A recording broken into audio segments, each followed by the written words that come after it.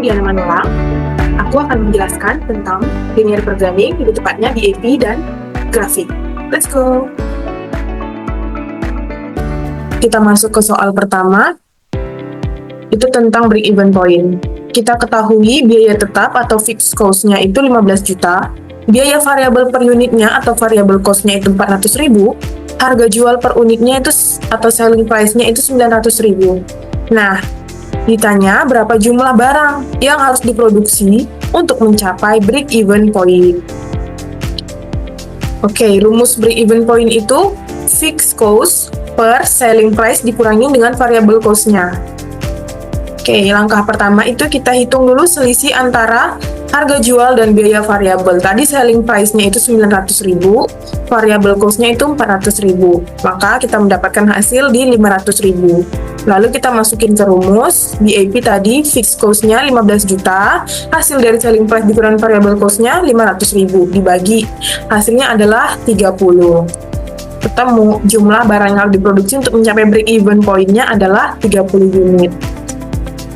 Kita masuk ke soal tentang grafik. Seorang produsen memiliki dua jenis produk, yaitu produk A dan produk B. Setiap produk memerlukan waktu pemrosesan dan material yang berbeda. Berikut adalah informasi mengenai pemrosesan dan material yang dibutuhkan untuk setiap produk. Produk A ini membutuhkan 3 jam waktu pemrosesan, 2 kg material, dan keuntungan yang harus dicapai itu 50 unit produk. Yang B membutuhkan 2 jam waktu pemrosesan, 1 kg material, dan keuntungan 40 unit. Produsen memiliki total 24 jam waktu pemrosesan dan 12 kg material. Tentukan jumlah maksimum produk A dan B yang dapat diproduksi untuk memaksimalkan keuntungan. Oke, kita masuk ke rumusnya. Yang pertama variabel. Variabelnya itu kita masukin X-nya itu jumlah produk A yang dapat diproduksi itu, lalu Y-nya jumlah produk B yang diproduksi. Fungsi tujuannya itu memaksimalkan keuntungan. Fungsi keuntungannya itu di 50X dan 40Y. Oke, lalu waktu pemrosesan kita dapat di sini 3X tambah 2Y lebih kecil daripada sama dengan 24 karena kita butuh di sini 3X-nya ini, 2Y ini, dan 24 jam waktu pemrosesannya ini. Lalu kita masuk ke persamaan 2 itu di materialnya 2X tambah Y lebih kecil daripada sama dengan 12. Itu lihat dari ini 2 kg material dan 1 kg material itu harus lebih kecil daripada sama dengan 12 kg material. Oke, udah ada dapat persamaan keduanya, dan X-nya itu harus lebih daripada sama dengan 0 dan Y-nya juga lebih daripada sama dengan 0.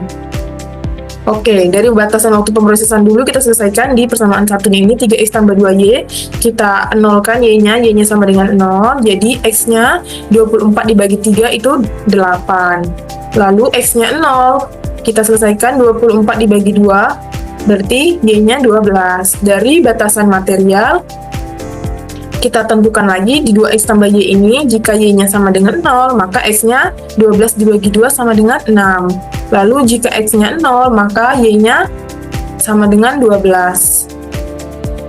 Nah, titik potong. Dari dua persamaan itu, kita tentukan X dan Y-nya.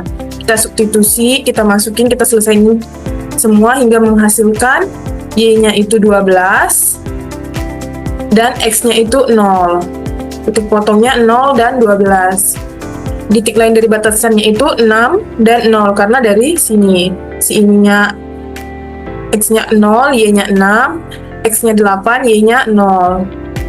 Oke, udah dapat 3 titik potong. Jadi kita masukin jadi titik ekstrimnya itu 0 dan 12, 8 dan 0, dan 6 dan 0. Lalu kita masukin Z, maksimalnya. Kan kita nyarinya itu fungsi maksimal. Kita masukin 50X ditambah 40Y.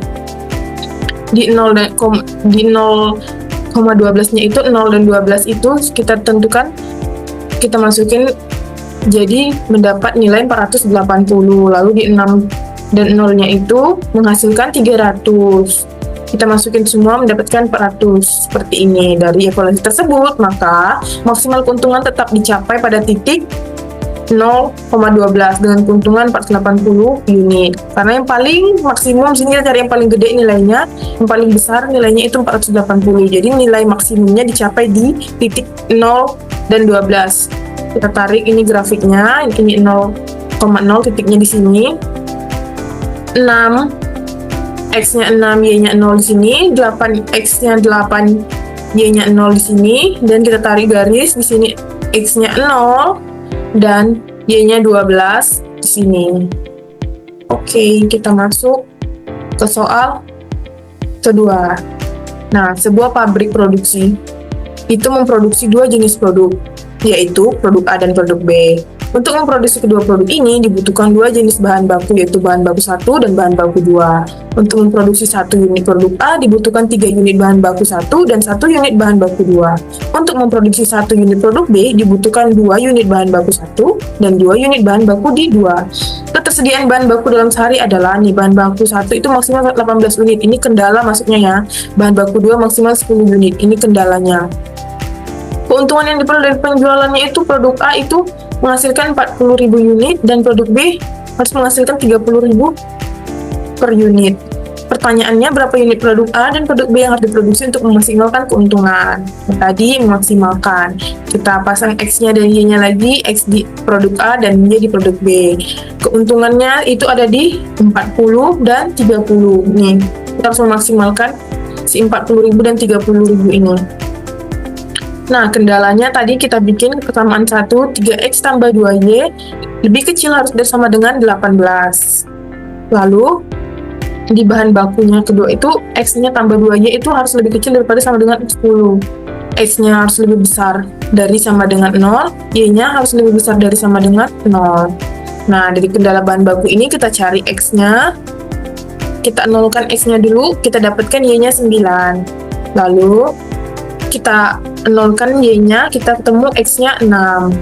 Lalu dari kendala bahan baku atau kebersamaan keduanya, kita temukan Y-nya 5 dan X-nya 10. Nah, setelah kita ketemu si Y-nya 5 dan X-nya 10, kita ambil titik potongnya dari persamaan X tambah 2Y-nya itu, kita ketemu X-nya 0, Y-nya 5, lalu si X-nya 6, Y-nya 0. Kita substitusi, kita ketemu X-nya sama dengan 4, lalu Y-nya sama dengan 3. Berarti ada di titik 0 dan 5, 6 dan 0, 4 dan 3.